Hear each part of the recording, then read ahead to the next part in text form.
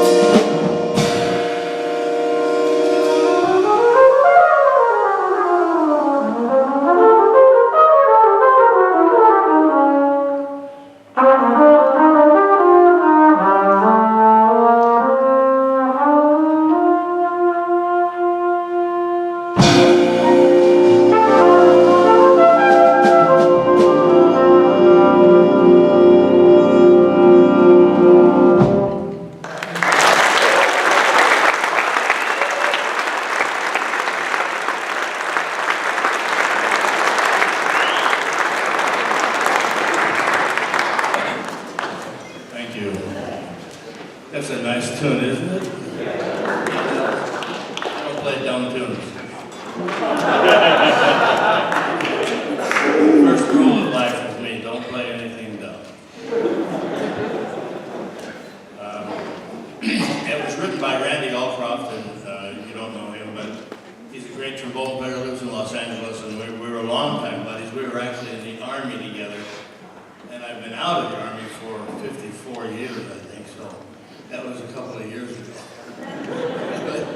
But anyway, Randy's an extreme talent, and that tune was written quite a long time ago. I think maybe 30. I think that album. Doug, when did I do that album? Where's Doug? He went out for sandwiches. No, I think when was it? 81? 85. I think 82. 81. What do you know, Doug? You know. I think it was actually done in 81 or 82, but that's a while back, and I've never gotten tired of playing that song. It's just great. So now we'd like to do a composition by my mom's favorite composer. This is a tune I wrote about.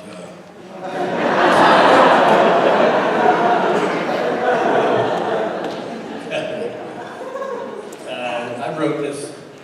This tune isn't funny. I've got to tell you a little bit of a story about it, because all of the tunes that I've written, I'm not like a Jerome Kern or anything kind of a composer, but I do write, and they all come from some place for some reason. I don't just sit down and write a tune because, hey, it's Tuesday, I'm going to write a tune, you know.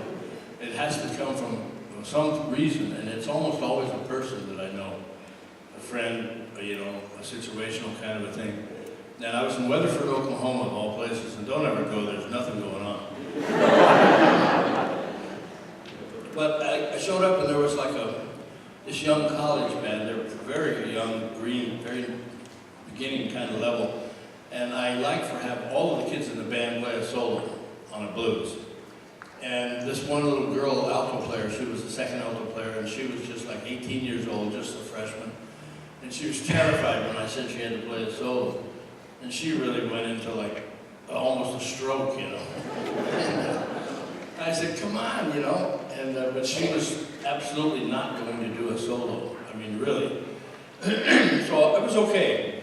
But after that, then I did a little clinic, and in the clinic I talked an awful lot about not having the fear of performance, because it's important that you stick your neck out at things in life, and you know, from those things you learn, you know. And when you start playing this improvising solos, this is one of the things that separates jazz music from every other kind of music in the world, is that it's improvised, and you don't know what you're going to play.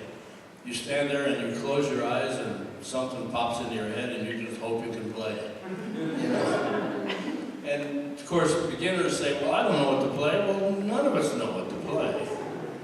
But we get connected, see? So I talked to her about that, and I talked to the whole class about it.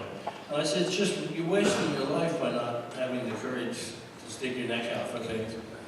So what happened is, I didn't know, I got through to her, but just before the concert, there was a little dressing room there, and she came back and knocked on the door, and she handed me one single red rose, and she said, I decided I'm going to play the solo tonight. And I went, yeah! Great. But she gave me this little rose, and I thought that was so sweet of her to do that. She came out of that shell, you know? So, after the concert, nothing was happening. We all went back. I went back to my hotel room, and there was nothing on TV but the barometer reading. That was about it, you know. Wind speed, stuff like that, temperature. And but I looked on the coffee table and I saw that rose, and I thought, isn't that sweet of that girl to do that?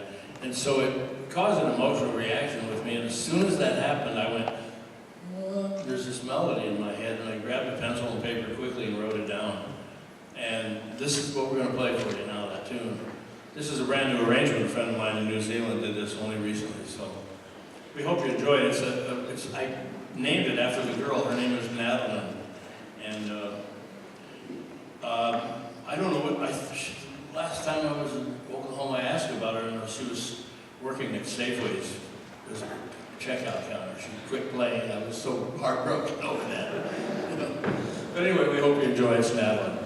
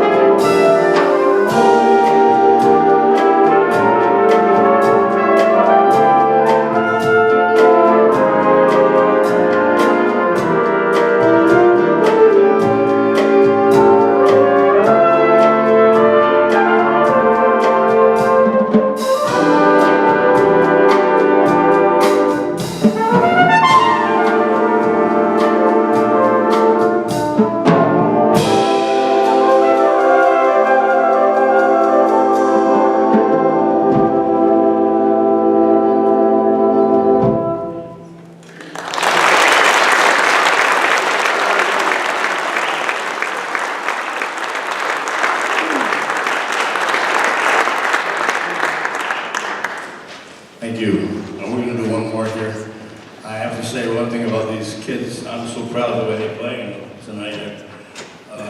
It's really inspires me to hear kids at this age playing that well, because we always, those of us, we old guys are always worried about the fact that this music will stay alive after we're gone, you know. And it's these kids and their efforts that make it possible for us to see, yeah, everything's going to be cool, I think, you know.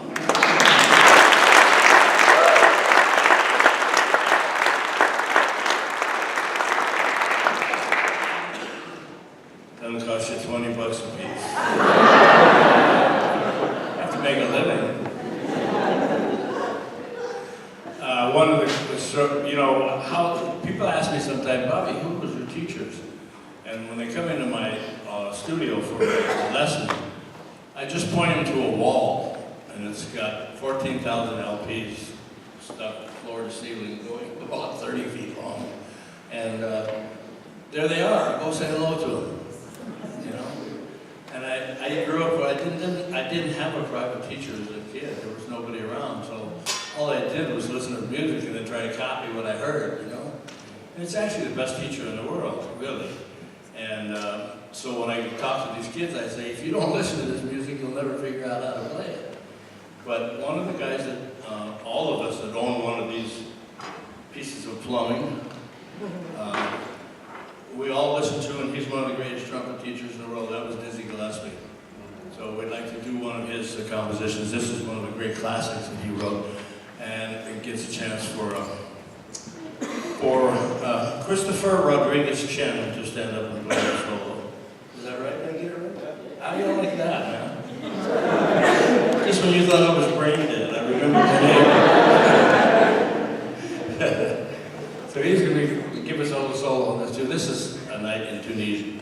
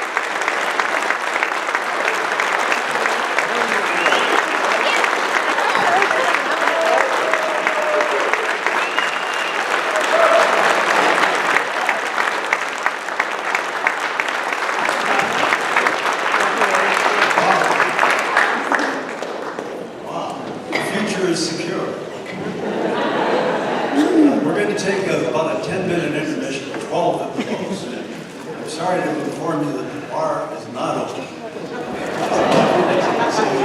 And you don't have time to run over to the Hilton, so just mill around and say hello to one another. We'll be back. Take the bucket.